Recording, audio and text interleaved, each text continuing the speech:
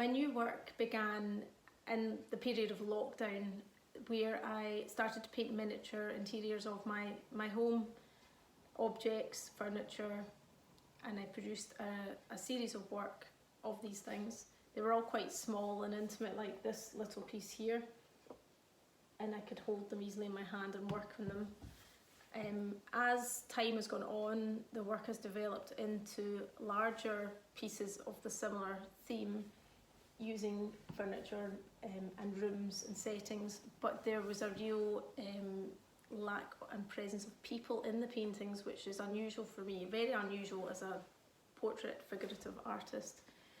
I felt really obsessed about looking at objects and looking at rooms, but leaving out people.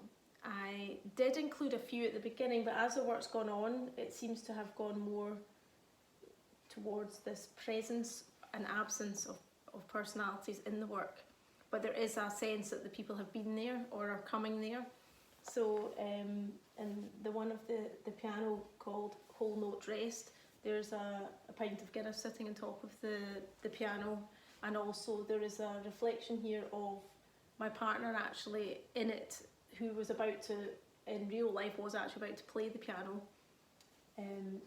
I've really enjoyed painting symmetrical themes as well, which I think is very controlled, very measured and very calculated, and I think that's probably an attempt to regain some control in a situation that we've all found ourselves where there's very little. Also, with one of my newer pieces, this painting here called Bathed in the Past, there's two old master paintings on the wall, and this has been something that I did do previously for a painting called Between Masters. And I think the obsession with painting old paintings and painting a painting has come from not actually being able to visit museums and visit galleries to see the things that love and inspire me.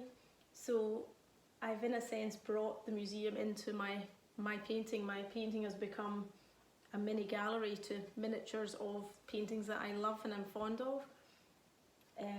So yes, there's a slight figurative element in that painting, but there's a lot of guessing to what's actually going on and why is there nobody in the bath. There seems to be a recurring theme with reflections as well, and I think in the bath, obviously with the copper and capturing the beautiful woodwork of the piano, and in a sense maybe the reflection is more important than the object itself. And I'm not 100% sure why I'm drawn to that, but it definitely has been something that keeps popping up. Possibly it's to do with looking closely and reflecting at things anyway, and it's a kind of take on that. I think I've questioned to myself I've been painting for over 20 years and I've predominantly painted people. Why am I not feeling drawn at this present time to do that? And the only conclusion that I've slowly come to is that the absence of presence is something that we are all living in at the moment. We've just been told of more restrictions, and when we go out, we can't see faces. Well, I can't see faces. I would spend a lot of time looking at people, strangers particularly, looking at their features and their observing details that now I can't see. All I see is masked faces. We've become a society of masked personas. It's become very antisocial. We can't sit and talk to people freely, strangers, when we're out. And I think this has really deeply impacted me. And it's only now, as I've produced, notably this last painting here, that I've realised I've been processing this. I've been processing a life without seeing the full face, or even being afraid to talk to people, or everything's changed overnight, really.